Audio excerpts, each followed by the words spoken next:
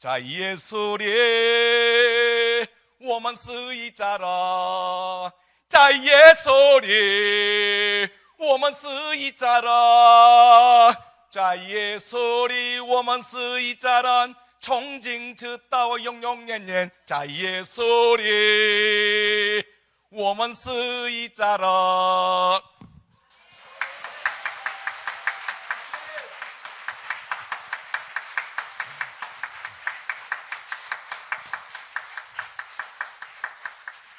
저는 국민학교 이제 6학년 때 전라남도 해남에서 서울로 전학을 왔습니다. 저희가 사는 동네가 어디 동네냐 그러면 저기 사당동이었는데요. 그 당시에 저희 두 형님이 이제 서울에서 대학을 다녔는데 같이 이제 아침에 그 주인집 딸내미랑 학교를 가야 되는데 저희 형님 둘은 새벽같이 그 학교를 갔고 저 혼자 남겨놓고 이제 학교 가라고 그러는데 학교를 모르니까 그 주인집 딸내미한테 주인집 아줌마한테 물어봤어요. 애들 어디 갔냐고 학교 가야 되는데 그랬더니 화장실에 갔다고 그러더라고요. 그래서 그 당시에 제가 어떻게 생각했냐면 야 이제 초등학교 이제 4학년 2학년짜리가 벌써부터 얼굴에 화장을 하는구나. 그리고 이제 걔네들이랑 같이 학교를 갔는데 학교 수업 시간에 저희 그 당시 6학년이었는데 아니 남자들도 이제 수업 시간에 손 들고 선생님 저 화장실 가야 돼요 그러더라고. 그래서 참 서울의 애들은 남자도 이제 얼굴에 화장을 하고 다니네. 그리고 나서 며칠 후에 저도 한번 화장실 간다고 해서 한번 따라가 봤어요. 따라가 봤더니 다른 게 아니라 변소더라고. 변소요. 그래서 이제 그 어렸을 때 가장 힘들었던 이게 무엇이었냐 그러면은 제일 힘들었던 게 그 서울말 배우는 거예요. 그래서 제가 어렸을 때부터 신앙생활을 하는 게 아니라 1980년도에 교회를 고등학교 3학년 때 처음 나가게 됐는데 그 당시에 제가 처음 나갔던 교회는 성광교회였는데 1층에 한 250명 앉고 2층에 한 150명 앉았는데 그때 그 장로교였는데 정문호 목사님이 이렇게 집회 인도를 하는 와중에서 마지막 날 제가 갔었는데 앞으로 선교사 될 사람들 그 다음에 목회자 될 사람들을 나오느라 그럼 내가 안수기도 해주마 라고 하니까 아래층에 있었던 중학생 한 3명이 앞으로 나가더라고요. 근데 제 친구는 장로님의 큰아들이었는데 그 친구가 2층에 앉았었는데 그 강사 목사님이 2층도 얼른 내려오라고 그러더라고요. 근데 제 친구는 그 수줍음을 많이 타고 저한테 그러는 거예요. 혼자 나가기 쑥스럽다고 저한테 같이 앞에 나가자는 겁니다. 그래서 제가 오늘 교회 처음 왔는데 아무것도 모르니까 내가 나갈 수 없지 않느냐 그랬더니 기도 받지 말고 내 뒤에 있다가 그냥 들어가라고 그러더라고요. 근데 앞에 쭉 나갔는데 첫 번째, 두 번째, 세 번째 제가 깜빡 잊어버리고 내가 마지막 서야 되는데 4번째 줄을 서게 됐어요. 그래서 이제 목사님이 첫 번째, 두 번째, 세 번째, 그 다음에 4번째 머리에 딱 올려놓고 막 기도하는 거예요. 앞으로 위대한 선교사 되게 해달라고. 아니 목사님 제가 아니라 얘예요 얘. 그랬더니 목사님이 지금 기도인데 기도 중이니까 아무 소리 하지 말고 기도를 우선 먼저 받으라고 그러더라고요. 목사님 저 오늘 교회 처음 나왔고 아무것도 모르고 이 친구가 나가자고 해서 나왔어요. 이 친구만 기도해 주세요. 그랬더니 너도 이왕 나왔으니까 기도 받고 들어가라고 그러더라고요. 그래서 이제 막 목사님이 막 힘을 다해서 막 기도를 해주는데 아이 목사님 저 친구를 했는데 왜 자꾸 저를 위해서 기도해줘요. 그리고 기도가 딱 끝나고 목사님 그러더라고요. 이제 할 말이 있으면은 예배 끝나고 사무실로 오라고 그러더라고요. 근데 이제 마음이 편치가 않아요. 목사님 그 기도 내용이. 그래서 예배가 끝난 다음에 얼른 그 목사님 졸졸 따라가가지고 사무실로 들어가가지고 목사님한테 그랬어요. 목사님 그 아까쯤에 기도했던 내용 좀 취소 좀 해달라고. 그랬더니 그 목사님이 그러더라고요. 내가 이미 하나님한테 기도를 해버렸기 때문에 취소는 네가 직접 하라고 그러더라고요. 근데 교회를 처음 다녔기 때문에 어떻게 취소하는지를 모르고 그냥 지나버리고 말았어요. 그리고 나서 고등학교 이제 예비고사를 치는데 1차도 떨어져 버리고 2차도 떨어져 버리고 등록금 못 내는 친구들 대신 보는 추가도 떨어져 버리고 창피해서 못 살겠더라고. 그래갖고 얼른 군대 지원해갖고 해병대를 저는 들어가게 되었습니다. 해병대에 들어갔더니요 밥 주지요, 옷 주지요, 월급 주지요. 세상 좋은 곳이 군대더라고요. 그랬는데 주일날 교회를 가면은 누가 그러더라고요. 싼도랑 그 초코파이를 준다고 그러더라고요. 그래서 그것 묵을 욕심으로 매주 빠지지 않고 교회를 다녔는데, 저희 군대에 계셨던 군목 목사님이 제가 믿음이 좋은 줄 알고 그 우도라는 그 무인도가 있는데 해병대 38명이 근무하는 곳이 있습니다. 저를 거기에 군종병으로 파견을 해주는 거예요. 해가지고 이제 주일날 돼가지고 이제 저보다 설교하라고 이제 했더니, 아니 앉아있는 사람이 저를 포함해갖고 딱 3명 앉아있는 거예요. 저를 포함해갖고 3명. 그냥 뭐 어떻게 전도를 해야 될까 생각했는데 안 되겠다 싶어가지고, 그 당시 제가 월급이 얼마였냐면 제 월급 4,000원, 생명수단 4,500원, 더 합치면 8,500원을 투자해갖고 커피 한 병 사고 설탕가루 한 몇 봉다리 사면은 8,500원이 딱 맞아요. 그놈 사가지고 밤 4시간씩 근무하고 2시간 반씩 근무지를 한 바퀴 그 섬을 삥 돌면은 2시간 반 걸립니다. 매일 도니까 그 겨울철에 그것을 먹으셨던 그 동기들이랑 선임들이 3개월 동안 제 커피를 마시더니, 그 다음에 그 친구들이 마을 회의를 했어요. 우리가 커피를 마셨으면 양심이 있어야지, 미안해서라도 교회에 가주자. 그러더니 커피 3개월 먹고 나서 38명 중대장을 포함해서 전 대원이 예배에 참석하는 역사가 이루어졌습니다.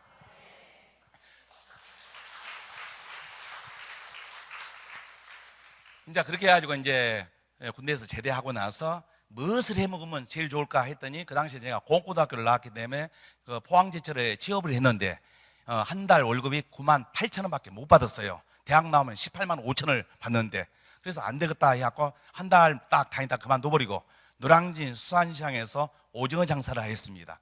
저는 새벽 1시부터 밤 8시까지 하면은 하루 일당 보통 버는 게 어느 정도 뭐냐면 2만 원씩 벌다 보니까 한 달 벌어보니까 한 60만 원씩 버는 거예요.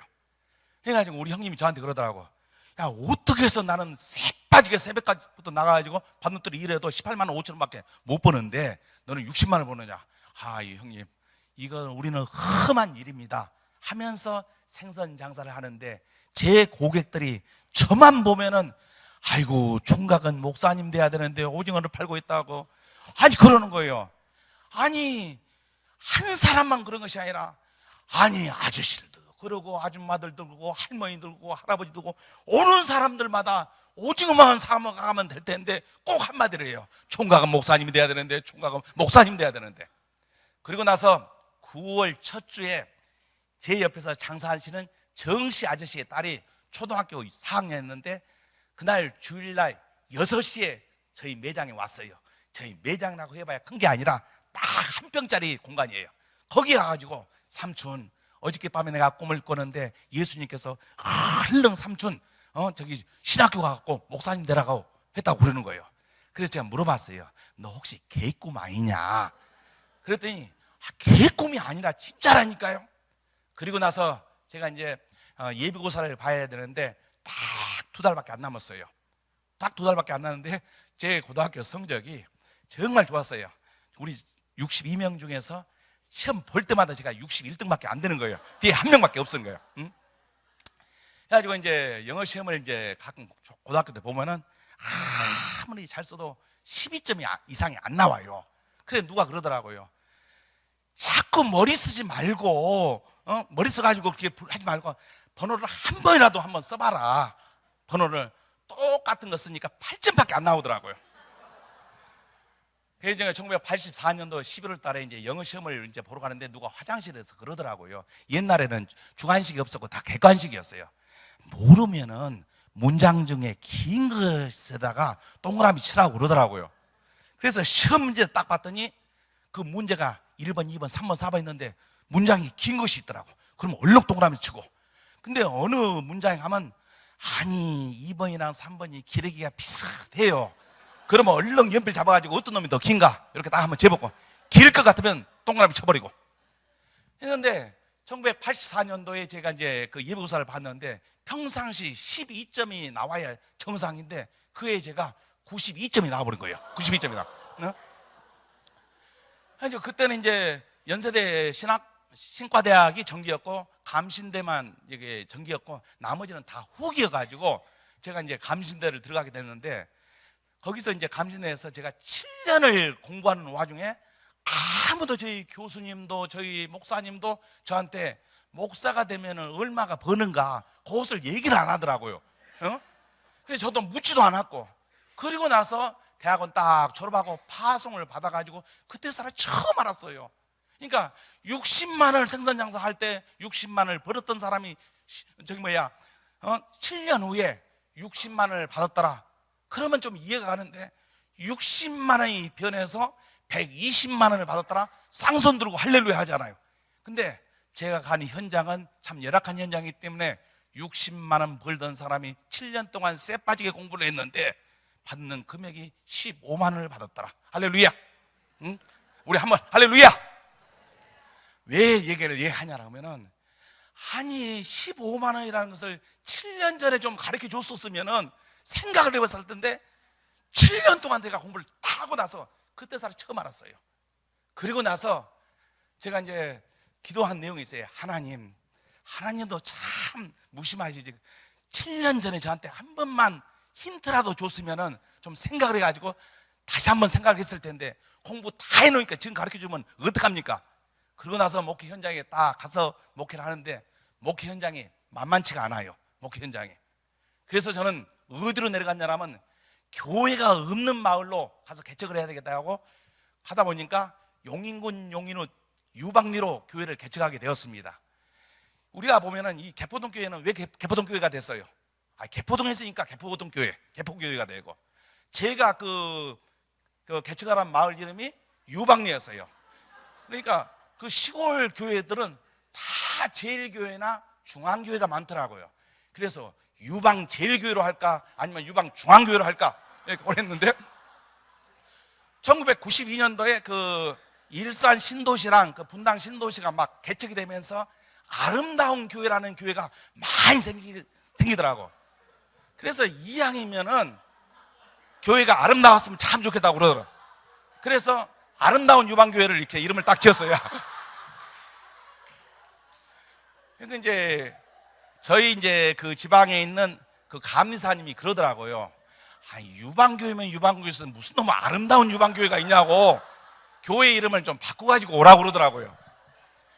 그래서 이제 교회가 뭐다른 곳인가 했더니 교회는 영혼을 풍성하게 거뒀으면 참 좋겠더라고요. 그래서 풍성한 유방교회로 이렇게 이름을 바꿨어요. 그래가지고 이제 그 초청장에다가 써가지고 우리 친구한테 보냈더니 제 친구는 고대 국문학과를 나왔습니다. 잘못됐다. 이름이 풍성한이라는 말은 곡식 앞에나 쓰는 것이고 가슴 앞에는 풍만한 유방교회 그렇게 바꾸라는 거예요. 그래서 이렇게 이름을 지어도 사람들이 무시라 하고 저렇게 이름을 지어도 무시라 하고, 그래서 정말 기도하면서 성경을 보면서 주님 성경을 보는 와중에 영감을 주시옵소서라고 창세기부터 쭉 읽어가던데 출애굽기 3장 8절에 딱 가면서 제 시선이 머무르더라고. 이스라엘 백성이 430년 동안 애굽에서 종살이하고 있을 때 모세를 통해서 젖과 꿀이 흐르는 가나안 땅을 향하여 진군한 장면이 딱 서면서 어떤 영감이 오냐면 젖과 꿀이 흐르는 유방교회 그렇게 이름을 지었어요. 그래가지고 이제 간판집에 갔는데 이름이 기니까 간판값이 60만 원. 그래가지고 이제 그 이름으로 못하고 새하늘교회를 이제 개척하게 되었습니다. 이제 가장 먼저 저희 교회에 오셨던 분이 누구냐면 박영길 성도님이었는데 그 양반이 저한테 그러는 거예요. 전도사님, 우리 교회 이제 시작했으니까 우리 한번 100가정을 놓고 한번 전도 한번 해보자고. 그러면 평신도가 100가정을 전도하자고 하면 목회자는 아니 우리의 비전이 이것밖에 되면 안 되지 않습니까 하면서 200가족이라든지 500가족을 놓고 한번 전도 한번 해봅시다. 그렇게 나갔어야 되는데 제 믿음이 너무나도 강해가지고 그냥만의 믿음을 사정없이 디스카운트 해가지고 요즘 전도하기 어려우니까 10가정만 놓고 전도합시다. 그래서 12월달 이제 성탄절 저녁에 세어봤더니 어른들 27명, 아이들 75명이 13평의 작은 공간에 꽉 차버렸어요. 더 이상 움직일 수가 없더라고. 그러면서 제가 몇 가지인가 세봤더니 거짓말하지 않냐고 딱 10가지밖에 안 되더라고. 얼마나 후회했는지 몰라요. 아이, 그냥 많이 백가족만 그렇게라도 좀 합시다라고 따라갔으면 하나님의 백가족을 맡길 텐데 그냥 말의 믿음을 확 디스카운트 해가지고 그냥 쪽박을 다 버렸단 말이에요. 그리고 나서 그날 저녁에 꿈을 꾸는데 성령님께서 저한테 물어봐요. 너 집 있냐? 예, 옛날에 생선 장사할 때 21평짜리 하나 사놓은 게 있거든요. 그러면서 저한테 뭐라고 하냐면 내 집은 몇 평이냐 물어봐요. 그래서 아니 교회야 13평이죠. 그랬는데 그리고 나서 꿈에서 딱 깼는데 어떤 생각이 드냐 그러면 내 집 21평을 팔아가지고 교회가 좀 넓은 데로 이사를 갔으면 참 좋겠어요. 그랬는데 어떤 생각이 드냐면 주님 제가 새벽에 일어나가지고 그거 번 건데 그거 드려버리면 나는 아무것도 없지 않습니까 하면서 이제 며칠간 지냈는데 가는 곳마다 환청이 들어있는데 네 집은 21평 내 집은 13평 자꾸 그러는 거예요. 아니 피해봐도 아무도 없어요. 그럼에도 불구하고 가는 것마다 네 집은 21평 내 집은 13평 자꾸 그러니까 부담스러워요. 그래서 저희 교인들 10가족들 사는데 조사를 한번 해봤어요. 헌금 내실 분이 있는가 했더니 다들 영구임대, 장기임대, 월세방 집 있는 사람은 저밖에 없는 거예요. 그래서 성탄절 저녁 지나고 나서 송군 예행시 예배 때 딱 올라갔는데 누가 제 모가지를 꽉 잡아요. 그래서 모가지 좀 놔주세요. 그래도 꽉 잡는 거예요. 그리고 나서 어떤 현상이 나냐면 제가 기도한들 그리고 설교를 한들 아멘 하는 사람이 하나도 없고 심지어는 전도사님 우리 구멍가게 열었습니다. 가서 누르고 흔들어서 축복 기도했지만 가서 축복 기도 쫙 해버리면 3개월 만에 문 닫아버려. 그리고 이 분식점도 해가지고 전도사님 오랜만에 우리 분식점 열어가지고 돈 좀 하면 왕창 좀 벌어야 되겠는데 가서 축복 기도 해달라면 가서 축복 기도 해버리면 3개월 만에 문 닫아버려. 그래서 교회적으로 소문이 났어요. 전도사님 불러다가 기도받지 말아라. 아니 목회 현장에 전도사 신부로 대박이 터져야 되는데 하나님이 이런 현실이 나면 어떡합니까? 그러면서 제가 이제 그 교회에서 3년 6개월 동안 교인들은 삶은 아무튼 간에 고통스러운 순간이 계속 지속되었습니다. 그 원인이 뭐였냐 그러면은 하나님께서 아브라함에게 요구합니다. 이삭 좀 달라고. 그랬을 때 아브라함이 아깝지만 사랑하는 아들을 하나님이 요구하는 제단에 올렸을 때 하나님께서는 아브라함을 자자손손 축복하지 않았는데 저는 그 호주머니에 있었던 21평 한강까지 제가 그거 어떻게 번 건데 그것을 요구합니까 하면서 있는 사람한테 가서 얘기하지 저한테 왜 얘기를 합니까 하면서 버텨냈어요. 그리고 나서 그 교회에서는 한숨소리와 고통의 순간밖에 되지 않았습니다. 그리고 나서 말레이시아에 선교사 갈 수 있는 길이 열렸었는데 그때 딱 말레이시아에 도착했는데 첫날 밤에 또 꿈을 꾸는데 주님께서 물어보더라고요. 너 아직도 그 집 가지고 있냐? 물어보는 거예요. 그래가지고 도대체 이게 무슨 의미인가 하면서 아침에 일어나고 우리 집사람한테 얘기했어요. 하나님께서 또 요구하는데 그냥 이제는 드려버리자.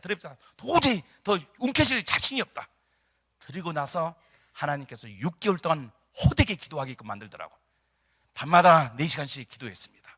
그 당시에 다른 선교사님들은 다들 1,500불씩 받고 나가는데 저만 우리 하나님이 사랑해가지고 300불밖에 안 주는 거예요. 300불 가지지만은 저희 2살짜리 5살짜리 아이들 방 한 칸에서 부엌도 없는 데서 같이 살면서 밤마다 기도를 했습니다. 한 6개월 동안 기도하니까 하나님께서 문을 열어주시는데 고아원을 하라는 사인을 주시더라고. 그래서 말레이시아 같은 건 전쟁 와중에 그 아이들이 그런 고아들이 아니라 마약 중독들의 자녀들, 정신질환들의 자녀들, 범죄자들의 자녀들, 미혼마들의 자녀들이 저희 집에 오게 되었습니다. 그때부터 저희 2 아이들, 제 아내, 저와 함께 저희 방의 안방에서 고아들을 놓고 사역하기 시작하였습니다. 이랬을 때 제가 이제 그 당시에 가지고 있었던 21평의 그 작은 연립주택을 동작지방에 있는 소명교회에다가 그것을 드리고 나서 변화된 게 뭐 경제적으로 확 풀립니까? 아닙니다. 더 힘들었어요. 그리고 나서 하나님께서 고아원을 시작하고 하는 그 시점이 뭐냐면 1997년도입니다. 97년도 한국에 IMF가 도착하면서 엄청나게 우리 그 가장들이 직장에서 물러나야 되는 안타까운 상황이 있었을 때 제가 고아원을 한다 했더니 많은 교회 목사님들과 저의 친구들은 반대를 했습니다.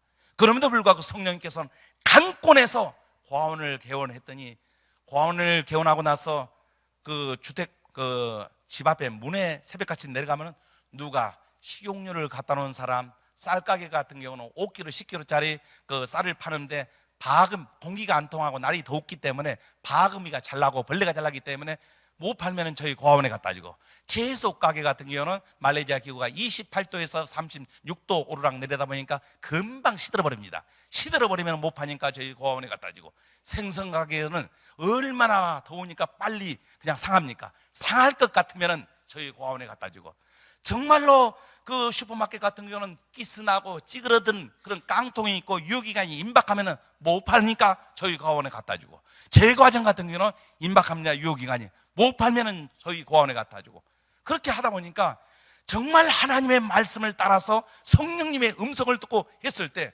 하나님께서는 저희 고아원을 하나님의 식량 창고로 바꿔주는 역사가 일어나게 되었습니다.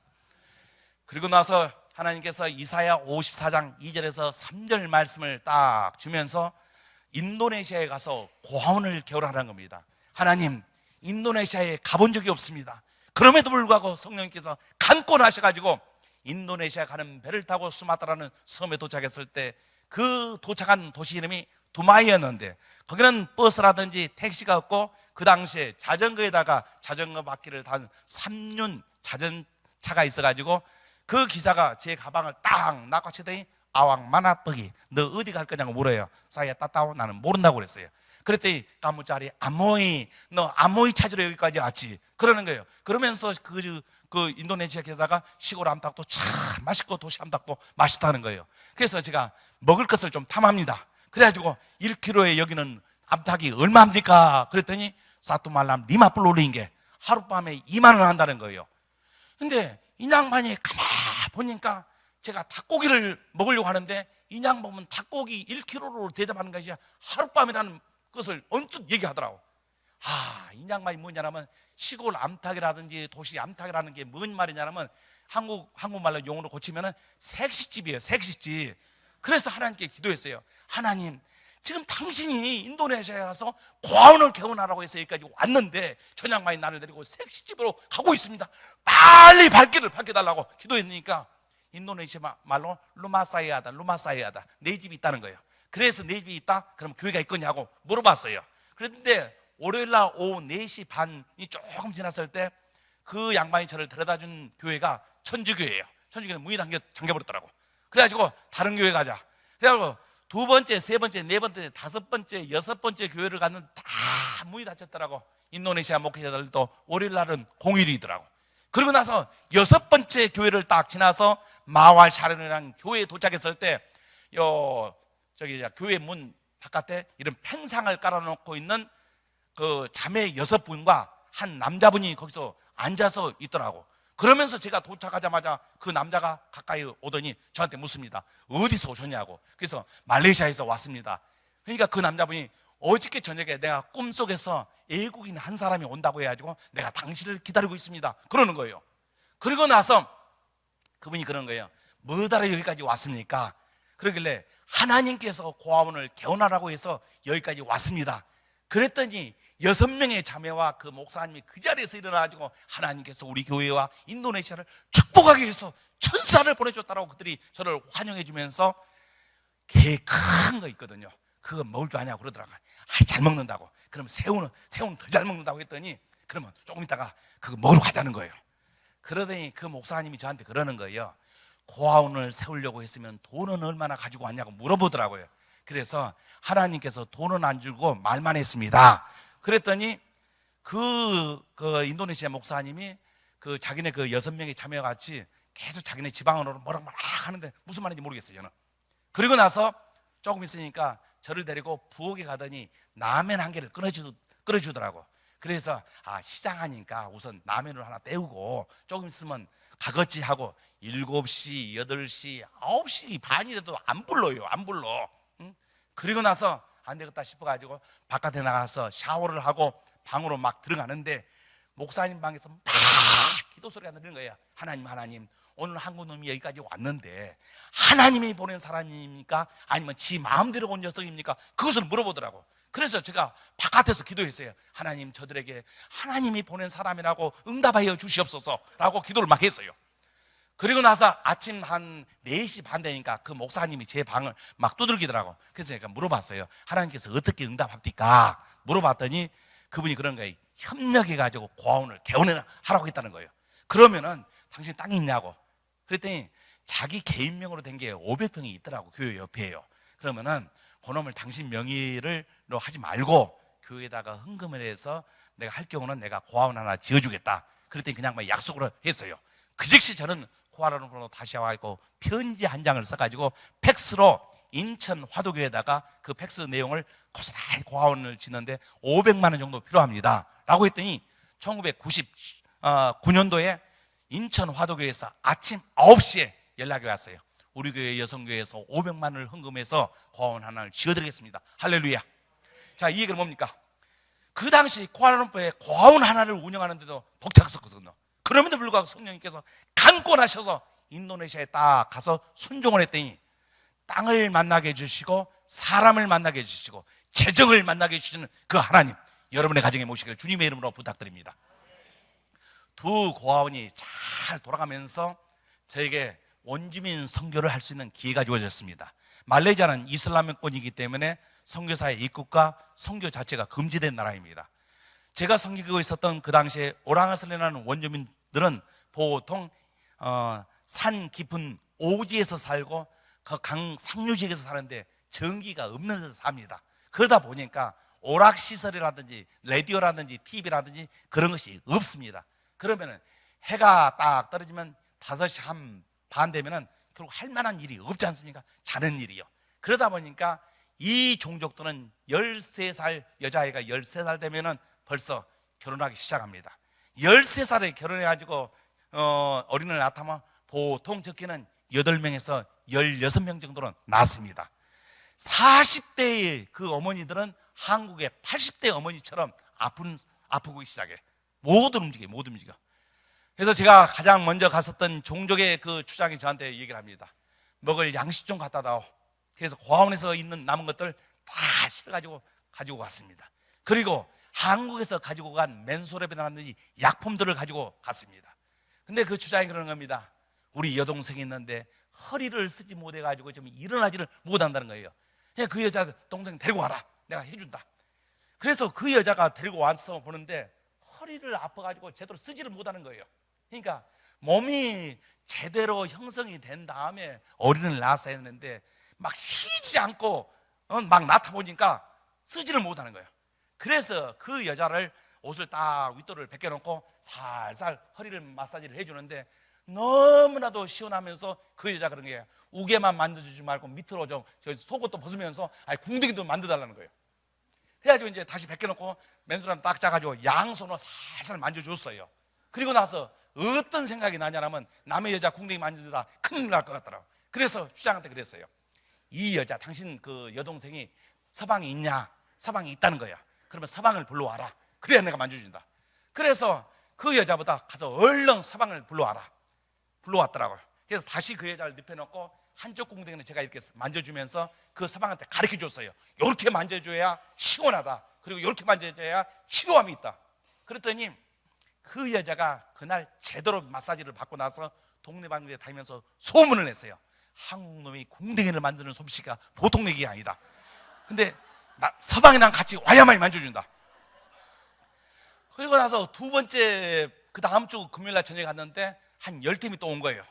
10팀이 또 와가지고 또 벗겨놓고 한쪽 궁둥이를 제가 만져주고 한쪽 궁둥이를 그 서방보다 만지라고 그랬어요. 그리고 나서 한 3번째 주도 갔는데 4번째 주까지 계속 그 팀이 오는 거예요. 시원하니까요. 너무나도 시원하니까. 그래서 하나님한테 기도했어요. 하나님, 제가 여자 궁둥이를 만지러 온 게 아니라 선교하러 왔지. 여자들 궁둥이 만지다 끝나버리면 어떡합니까? 하나님, 치료의 광선을 비춰주셔서 예수 이름으로 기도할 때마다 저들이 일어나게 하여 주옵소서 라고 기도를 했어요. 그러면서 주장한테 그랬습니다. 맨손에 내면한 것은 일주일 동안은 개운하지만은 또 아프지 않냐? 그러나 내가 믿는 예수님이 있는데 피 묻은 예수님을 손으로 만지면서 예수 이름으로 기도할 때 저들이 깨끗하게 치료함이 있다. 그랬더니 그 주장이 그런 거예요. 우리 동네에 한쪽 눈이 완전히 실명됐고 한쪽 눈도 거의 실명한 여자가 있는데 그 여자 데리고 오면 눈 뜨게 할 수 있냐? 그래가지고 내가 강하게 뜨게 할 수 있다. 이 양반이 그 말을 믿어버리는 거예요. 하나님 큰일 났습니다. 그리고 그 여자 데리러 가는 거예요. 하나님 데리러 가는 중에 치료 강수를 푹 풀어가지고 확실하게 돌아왔을 때는 뜨게끔 해달라고 하나님께 기도했어요.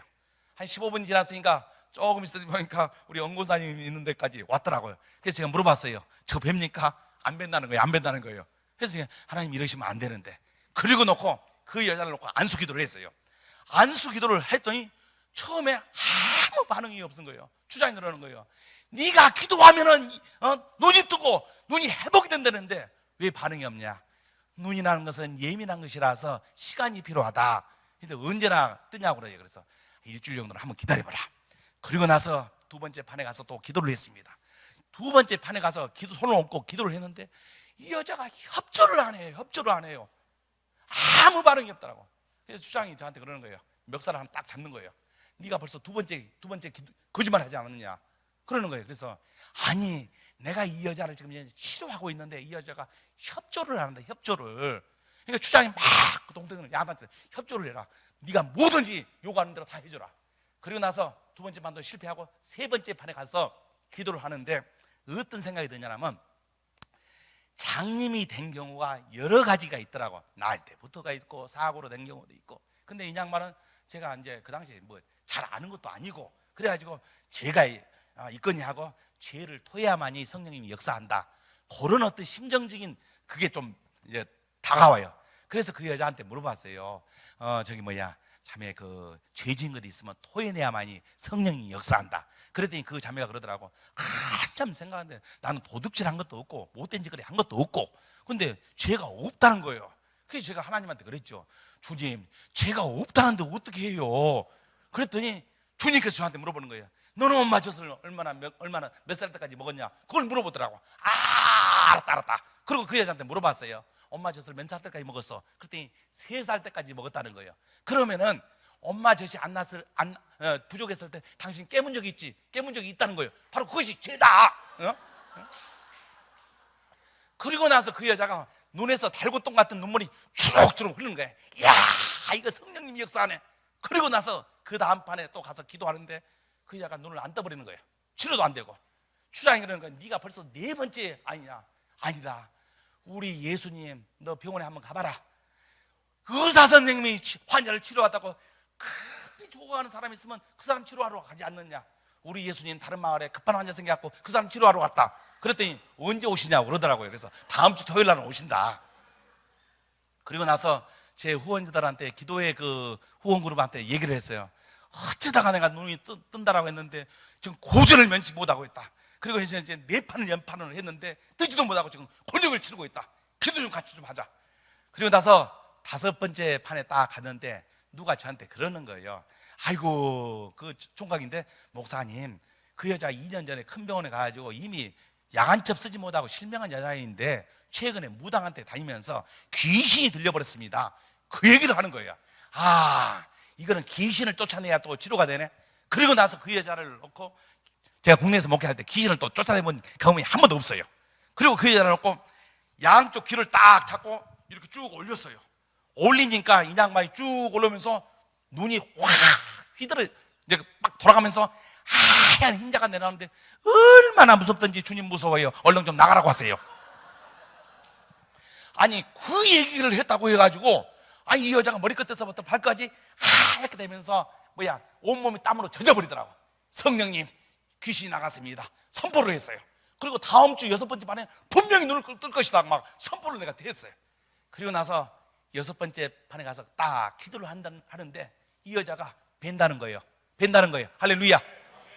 그래서 빨간색, 노란색, 흰색, 빨주노 노프가 쭉 해봤더니 그 사람이 색깔을 구분을 못하네. 그래서 기도의 제목을 바꿨어요. 하나님, 이제는 컬러풀하게 보여주세요. 그리고 나서 7번째 판에 딱 가서 기도를 했는데 이 여자가 눈을 확실하게 떠버린 거예요.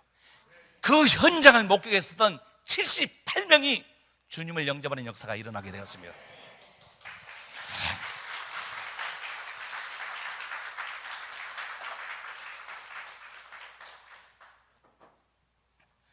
그리고 나서 주변에 이제 사역지가 이렇게 형성이 되면서 한 교인들이 한 500명이 넘어가게 됐어요. 그래가지고 이제 신학교를 하나 해야 되겠다 싶어가지고 교실 한 칸, 부엌 한 칸, 그리고 잠자리 한 칸, 세 칸을 짓는데 한 1,500만 원 정도가 기도하더라고요. 저는 기도를 많이 하는 목사가 아닙니다. 그래가지고 이제 한 1년 동안 기도를 했는데 응답이 안 돼요. 근데 이제 제 생각에는 1,500만 원이라면 없는 집한테는 큰 돈이지만 또 있을 만한 집한테는 그렇게 큰 돈이 아니에요. 근데 애써서 하나님한테 좀 사정해갖고 기도를 했는데도 응답이 안 되니까 막 열이 이만큼 받았어요. 그래가지고 하나님, 제가 뭔가 잘못되게 구하고 있습니까? 아니면 내가 너무 많이 구했습니까? 아니면 너무 적게 구했습니까? 아무리 생각을 해도 이 정도면은 괜찮을 것 같은데 안 되겠다 싶어서 동그라미 하나 딱 더 붙였어요. 하나님 1억 5천을 놓고 제가 기도합니다 이제는.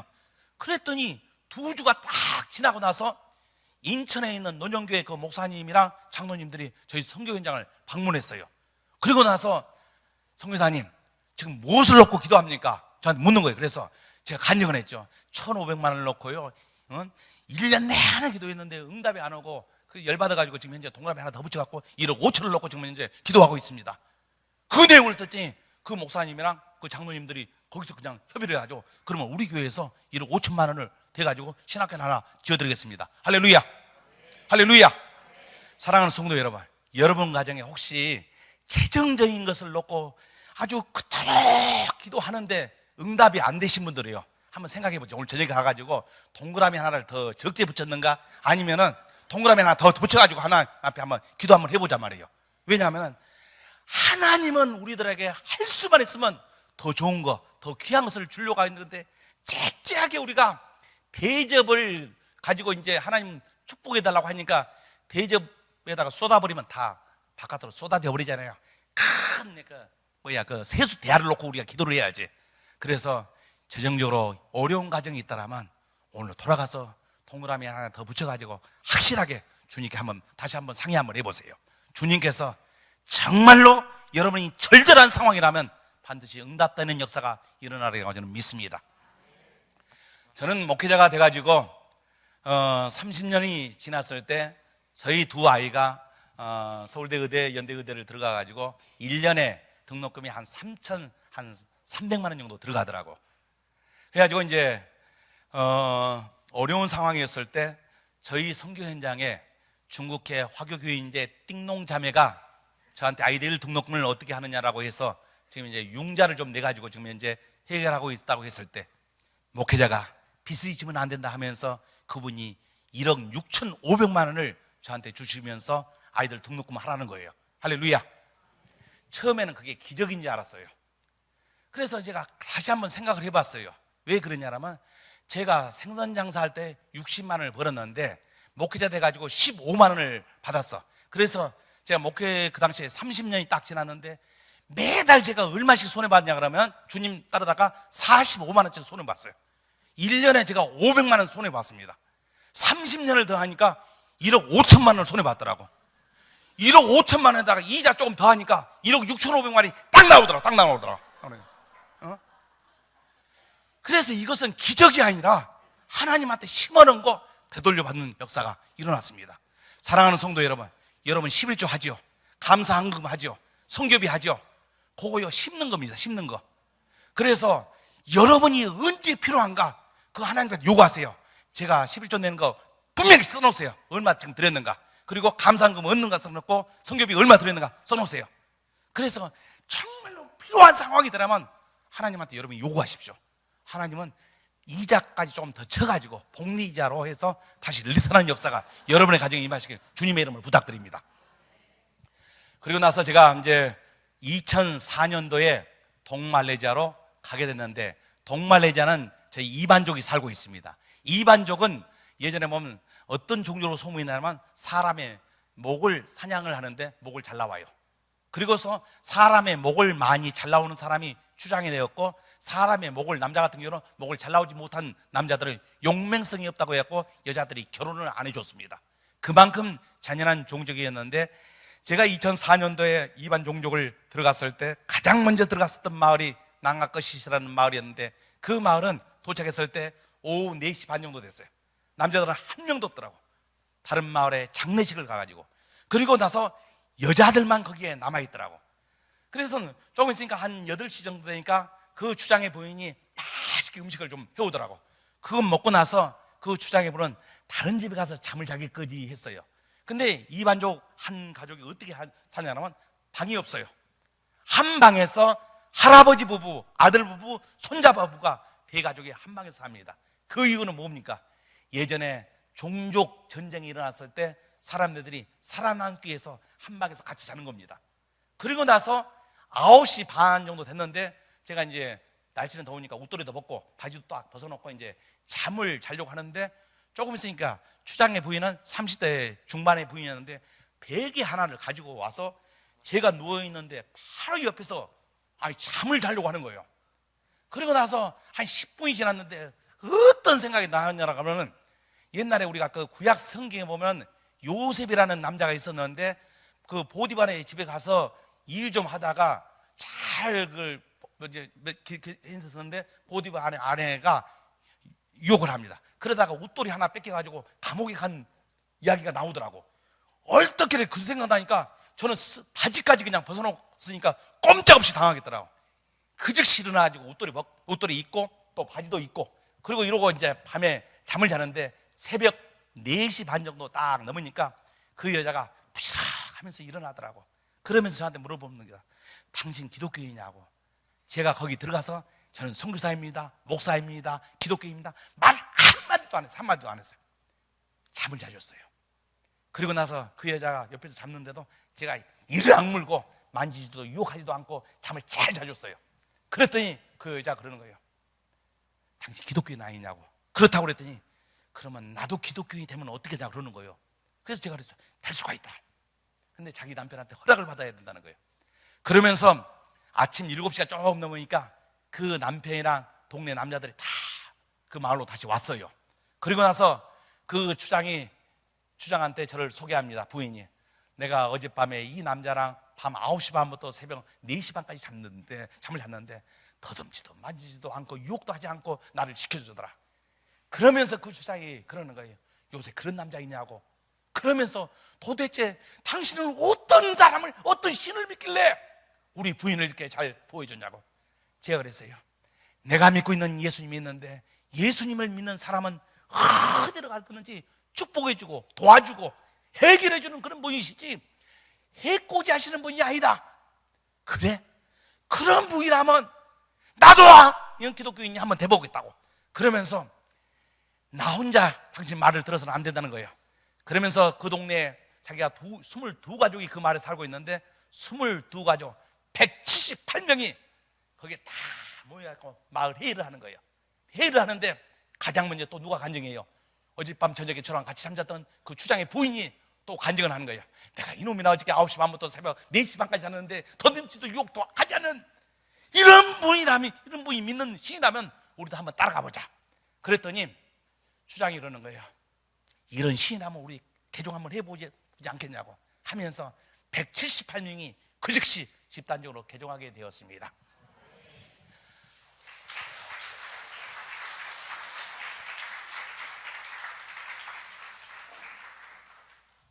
그리고 나서 이제 제가 그 당시에는 이제 이반족 언어를 말레이 말로만 했고 이반족 언어를 못 했어요. 그래서 이반족 전도사님 하나를 이제 고용해가지고 다니는데, 우리 전도사님은 아주 믿음이 신실해가지고 거짓말도 잘해요, 아주. 그래가지고 이제 하루는 이제 이번 주에 당신 나랑 같이 이제 선교 복음 전하러 가자. 그랬더니 우리 집 사람이 이번 주 수요일 날 어린이를 낳는다는 겁니다. 그래서 어린이를 낳았기 때문에 도저히 따라갈 수가 없다는 거예요. 그래서 제가 그랬어요. 이번 주 수요일이 아니라 다음 주 수요일 날 난다. 그랬더니 그 전도사님이 그러는 거예요. 아니다, 의사 선생님이 그랬는데 이번 주 수요일 날 어린이를 낳는다. 그래서 받았다는 거예요. 근데 이제 제가 이제 하도 이 양반이 거짓말 치니까 아니다, 다음 주 수요일 날 분명히 나올 것이다. 그러면서 그 양반이랑 옥신각신 하면서 싸움이 붙어버렸어요. 선교사랑 전도사랑. 동네 사람 그 26가족이 거기는 살고 있는데 거기에는 믿는 사람이 하나도 없어요. 우르 한 50여 명이 나와가지고 막 저를 야단치네. 부인이 어린애를 낳는다는데 그것을 데리고 가버리면 어떡하냐 하는 거예요. 이를 악물고 제가 고집이 좀 있거든요. 그리고 선교 현장에 갔어요. 일주일 동안 딱 선교지에 가서 이제 말씀을 전하고 딱 그 동네 다시 배를 타고 왔는데 어떤 여자분이 저를 불러요. 그래서 뭐 어떤 일입니까? 그랬더니 네가 지난주 얘기했을 때 다음 주 수요일이면 어린애 낳는다, 그 부인이 어린애 낳는다고 했는데 수요일 날 아침에 그 전도사님 부인이 어린애를 낳지 않았냐고 하면서 거기 있는 그 추장이랑 거기 한 50명이 지난번에 싸움할 때 저를 봤던 사람들이 다 온 거예요. 그러면서 묻는 거예요. 아니 남편도 그 어린애 낳는 날짜를 모르는데 당신은 어떻게 남의 여자 그 어린애 낳는 날짜를 아냐고. 그래서 제가 그랬죠. 내가 어떻게 남의 여자 그 어린애 낳는 날짜를 아냐고. 그냥 일을 시켜 먹으려고 이 사람 데리고 가면서 그냥 다음 주에 난다고 그랬지. 거기는 추장이 그럽니다. 네가 다음 주 수요일 날 난다고 했는데 그 즉시 낳지 않았냐. 다음 주 수요일 날 난다고 했는데 도대체 어떤 신을 믿길래 남의 여자 어린애 낳는 날짜를 아느냐 하면서 26가족이 가장들이 그 엄마랑 아빠랑 할아버지들이 다 모여드는 거예요. 당시 믿는 예수님에 대해서 우리한테 얘기 좀 해달라고. 그래가지고 내가 믿고 있는 예수님에 대해서 그들에게 전했을 때 그들이 그런 하나님이라면 우리 한번 믿어보자고 하는 거예요. 그러더니 26가족이 또 그 즉시 전체가 마을 회의를 통해서 집단 개종을 하는 겁니다. 할렐루야. 이러면서 이제 개종을 들어가는데 어떤 한 마을에 추장의 아들이 저를 찾아왔어요. 그러면서 우리 아버지가 지금 이제 간경화로 죽어가고 있는데 와서 기도 좀 해달라는 거예요. 거기는 믿는 가정이 아닙니다. 12가족이 살았어요. 들어가서 봤더니 아주 바싹 말라가지고 막 배만 복수가 이만큼 착한 거예요. 그래가지고 기도하는데 막 발이 차가요. 사람이 죽어가요. 아니 기도하면 배가 좀 꺼져야 되는데 막 아니 더 풍선 불듯이 막 올라가는 거예요. 기도 조금 더 하면 터져버릴 것 같더라고. 그래가지고 이제 그 추장한테 그랬어요. 아버지가 거의 지금 현재 죽어가고 상태니까 3일 후면은 장례가 일어날 것이다. 장례를 준비해라. 그랬더니 추장이 화가 이만큼 난 거예요. 뭐냐면 너한테 살리라고 데리고 왔지 3일 후에 죽으라고 그 얘기를 하냐고 그러는 거예요. 그 즉시 그 다음에 그 마을에서 쫓겨났어요. 그러고 나서 그냥 만난 애들이 자기네 그 신을 믿고 있는 정령신을 믿고 있는데 무당을 데려다가 또 구슬하는 겁니다. 그리고 나서 무당이 뭐라고 했냐면 15년을 살 거라고. 너무나도 추장이 기뻐가지고 3일 후에 돼지 큰 것을 한 마리 잡아놓고 그걸 잔치를 한 거예요. 그날 돼지고기 다 잔치를 해놓고 먹으려고 하는데 그 아버지가 죽어버렸어요. 그날. 그러고 나서 장례가 다 끝나고 나서 그 추장이 다시 한번 저를 부르더라고. 그래서 저한테 뭐라고 하냐면 너는 진실을 얘기하지 않았느냐고. 그러나 무당은 15년을 더 산다고 해서 내가 기뻐가지고 돼지 한 마리 잡았는데 그날 우리 아버지 죽어버렸다고. 그러면서 마을 사람 12가지가 다 모이고 얘기하는 거야. 이분이 얘기했을 때 그 말대로 되지 않았느냐. 이분이 얘기하는 분의 시라면 우리도 한번 따라가 보자고. 그러면서 12가족이 개종을 함께 마을 회의를 통해서 일어나게 되는 겁니다. 할렐루야. 그리고 나서 다른 마을에 페트로스가 이제 있는 마을로 갔는데 페트로스라는 얘기는 베드로라는 얘기입니다. 근데 이 양반은 이게 조금 부족해요. 부족한데 이제 고등학교 갓 졸업한 여자애랑 결혼을 한 거예요. 여자의 꿈이 자기 부인의 꿈이 뭐냐면 유치원 교사가 되는 게 꿈이었어요. 그러면서 제가 만났을 때 이 가족이 그런 겁니다. 우리 며느리는 저기 도시에 가서 유치원 교사가 될 거라고. 그래서 제가 그냥 얼떨결에 농담을 삼아서 야 당신처럼 이쁜데 나가면 바람 나는데 그리고 얘기를 했어요. 그랬더니 그 시아버지랑 그 서방님이 뭐라고 했냐면 우리 부인은 마음이 착하기 때문에 그런 사람이 아닙니다. 그랬는데 한 3개월 후에 그 페트로스 아버지와 페트로스가 저를 찾아왔어요. 그래서 뭐라고 하냐면 당신이 지난번에 왔을 때 우리 며느리 바람 난다라고 했는데 실제로 우리 며느리가 그 도시에 가가지고 실제로 바람이 나버렸다. 어떻게 남의 그 부인 바람 나는 것을 너는 알았느냐? 어떻게 당신의 말대로 됐냐 그러는 거예요. 그래서 참 내가 축복을 기도를 했어야 되는데 농담하게 너무 지나쳤구나 하면서 그 마을에 갔는데 그 페드로스 아버지가 당신 이야기 나만 들어서는 안 된다는 거예요. 우리 마을에 28가족이 살고 있는데 그 사람이 다 모여야 된다는 거예요. 그러면서 그 주장이 도대체 어떤 얘기를 했길래 이렇게 우리 마을 사람들을 다 모이겠느냐. 그러면서 페드로스 아버지가 이 얘기를 합니다. 3개월 전에 이 남자가 우리 마을에 와서 우리 가정에 와서 우리 며느리 바람 난다라고 했는데 진짜 바람이 나버렸다. 그러면서 이 우리가 믿는 신은 미래도 알지 못하는 신인데 이분은 미래에 대해서 알지 않느냐. 그런 신이라면 우리 한번 개종을 한번 해보자고. 그러면서 28가족이 쫙 개종을 하는 거예요. 2005년도 1월 달에 제가 섬기는 임마누엘교회 담임 목사님이 오셔가지고 올해는 전도 몇 명이나 할래? 제가 그 입이 싸가지고 얼떨결에 그 목사님 앞에서 1000명은 해야지요. 얘기가 나가버렸어. 해버리고 말았어요. 그래가지고 전도 현장에 나가서 어떻게 하면 1000명을 전도할까 했더니 이거는 얼떨결에 얘기를 잘못했구나. 100명만 한다고 했을 텐데 그랬는데 이를 악물고 2005년도에 현장에서 뛰기 시작했습니다. 12월 말에 세례 인원을 딱 봤더니 965명이 딱 세례가 되는 거예요. 할렐루야. 그래서 그 다음에 저희 담임 목사님 또 물어보더라고. 작년에 어마어마하게 전도했는데 올해는 몇 명 할 거냐고. 얘기 안 해버렸어요. 힘들어가지고. 얘기를 안 했더니 그 다음에는 450명밖에 못했어요. 이렇게 저희 선교 현장에서 저희 그 이반족들은 시족사회입니다. 예수를 믿을 때 1명, 2명이 결정을 하는 게 아니라 마을 회의를 이렇게 딱 결정을 하는데 80% 이상이 찬성을 해야만이 개종이 됩니다. 그래서 그 마을 회의 때 아주 들어가가지고 이걸 잘 계산해. 표 검사를 잘 해야 돼요. 80명이 나올까? 80% 넘을까? 안 넘을까? 저는요 어렸을 때 그 해변가에 살았습니다. 겨울에 우리 사랑방이 하토방이 있어. 하토 잘 쳤어. 그래서 제가 어렸을 때 샀다 지고 땅 그 삼봉 600 고드리만 빼고 다 배워버렸어. 불리할 것 같으면 나가리 시켜야 돼. 판을요. 그래가지고 이제 마을 회의를 할 때 어떻게 하냐면 딱 봐가지고 양쪽 세력이 비슷하거든요. 그러면 그 판을 나가리 시켜야 돼요. 거기서 결론 나버리면 그 다음에 5년 동안은 제가 그 마을에 들어갈 수 없는 게 그 마을의 규칙이에요. 그래가지고 한 80% 이상이 될 것 같다면 통과시키는 쪽으로 들어가고 반반 될 것 같다면 어떻게 하든지 간에 그 판을 나가리 시켜야 돼요. 그래서 나가리 시킬 때는 어떻게 합니까? 우리가 아직 예수에 대해서 이야기를 못 들었으니까 우리 한 달간만 더 생각해보자. 그러면서 회의 때 누가 제일 적극적으로 반대했는가? 그럼 그 다음 주에 또 찾아가서 집중적으로 그 친구한테 양육을 합니다. 무슨 양육을 합니까? 술, 담배 다 먹어도 좋다. 그러나 내가 믿는 예수님 있는데 그 예수님 믿으면 하나님이 어마어마한 축복을 할 것이다. 구체적으로 합니다. 장수한다. 그리고 너의 가족들을 천국으로 인도하신다. 그리고 내가 어려울 때 기도할 때마다 우리 주님은 너의 기도를 듣고 응답해 주신다. 그런 얘기를 하게 되면 쏙 빨려 들어와요. 그래가지고 한 달 후에 다시 마을회의를 개최를 하면은 그 즉시 한 85% 정도가 나와요.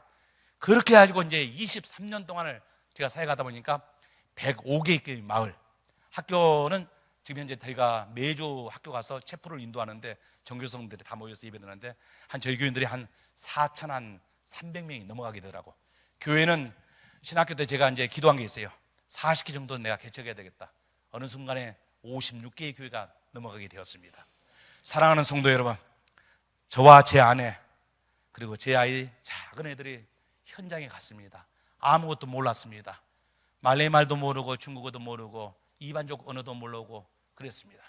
그렇지만은 우리 개표교회와 같은 분들이 정성 들여서 헌금해주고 기도해주고 그런 결실이 있었기 때문에, 그런 기도와 헌신이 있었기 때문에 오늘 4,300명이라는 영혼들이 하나님 품으로 돌아온 줄 저는 믿습니다. 자, 우리 한번 동영상 잠깐 볼까요? 앞에 좀 불 좀 꺼주시고요.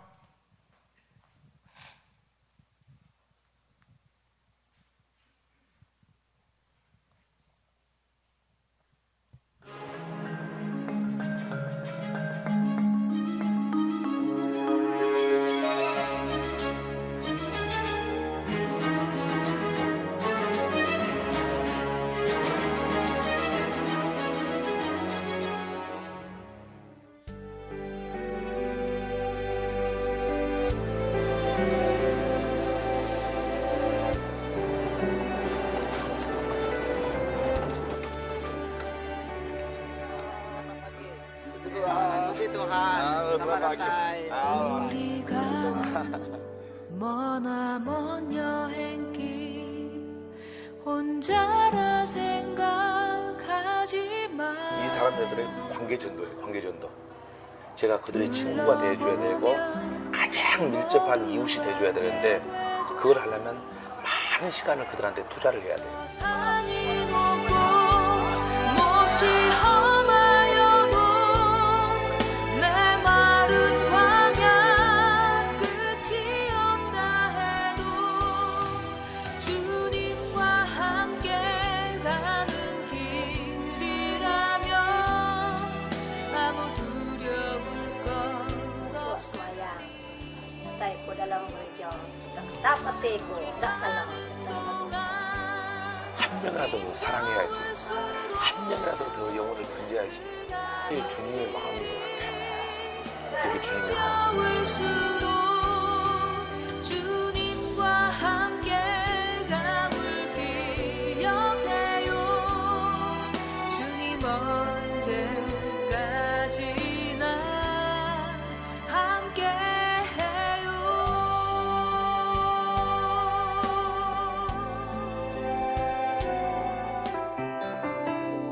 이곳은 저희 선교센터입니다. 저희 선교 때는 한 7억 주고 지었는데요. 현지인들이 4억을 헌금해가지고 저희 임마누엘교가 3억, 그래서 7억으로 이게 지은 건물입니다. 저희 선교 현장에서 이렇게 원주민에 있는 여기는 유치원 리더들, 교사들, 우리 청소년들 와서 캠프하고 있고요. 청소년들은 다음 세대의 기둥입니다. 저들한테 투자하지 않으면 안 됩니다. 보소서 주님 나의 마음은 선한 것 하나 청소년들에게 저희들이 장학금도 전하고요. 이렇게 컴퓨터 교육도 좀 시켜주고요. 이런 정글 지역을 들어갈 때는 우리 차량으로 들어가야 되는데 길이 안 좋죠. 날 새롭게 하소서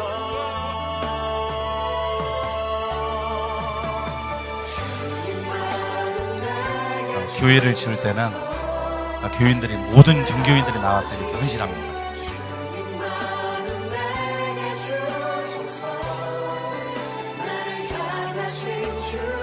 롱하우스 원주민들 현대식의 마을들입니다.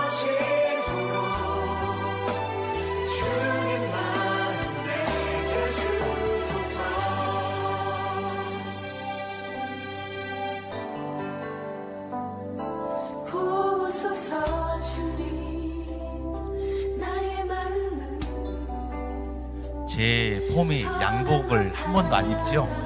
더웠기 때문에 양복 입은 사람은 없습니다.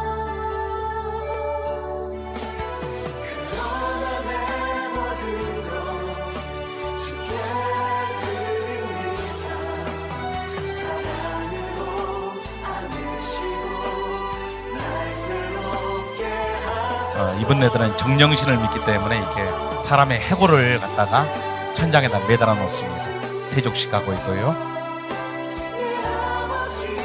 저희는요 물이 많기 때문에 침례를 합니다. 집단 개종을 하기 때문에 세례 인원이 한 번 할 때마다 이렇게 많습니다. 이거는 저 초등학교 방문하면서 저희들이 사역하고 있고요.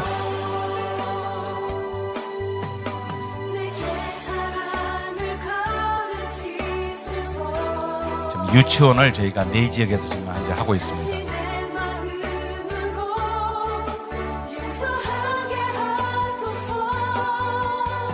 주의 성령 내게 채우사 주의 길 가게 하소서 저희가 가장 힘쓰는 게 전도, 양육, 그다음에 청소년, 그다음에 초등학생, 다음 세대들을 저희가 준비하는 거예요.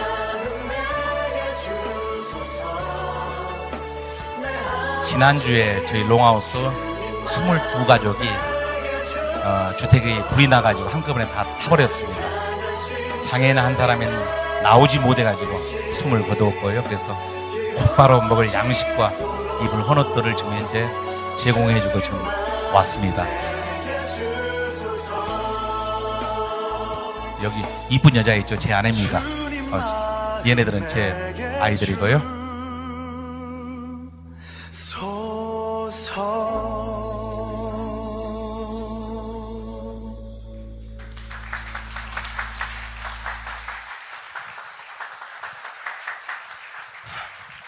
혹시 여러분 중에서 이 동영상을 더 보기를 원하시면은 인터넷상으로 컴퓨터상으로 신정체 딱 하면은 CGN TV 독수리 오형제 안에 보면은 2008년도에 2부작으로 제작된 것을 볼 수 있고요.